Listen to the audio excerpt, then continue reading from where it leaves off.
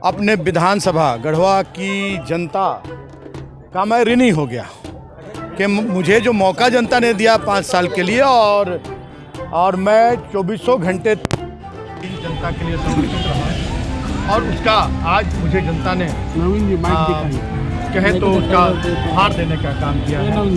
आज पूरा गढ़वा विधानसभा उमड़कर और मेरे नामांकन में मुझे मेरा हौसला बढ़ाने का, मुझे अपना प्यार आशीर्वाद देने का काम किया है।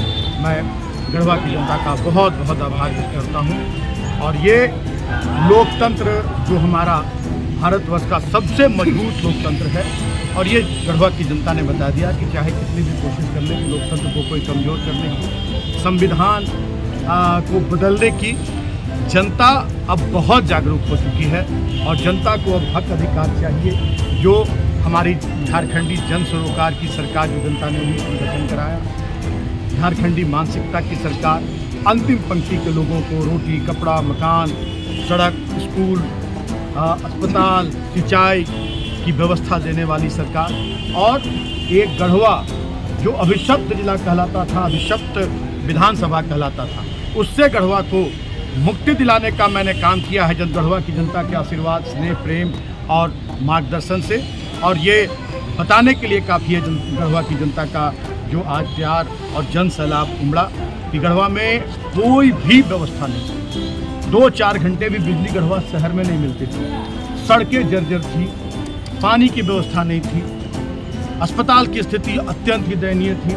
एक हमारी बेटियों को पढ़ने के लिए डिग्री कॉलेज नहीं था, महिला कॉलेज, कोई भी तरह का कि यहाँ अच्छे स्कूल नहीं थे, सारी सुविधाएं, कोई मनोरंजन के साधन नहीं थे, कोई पार्क नहीं था, किसी तरह का कोई भी गढ़वा कहे तो 17वीं सदी में जी रहा था।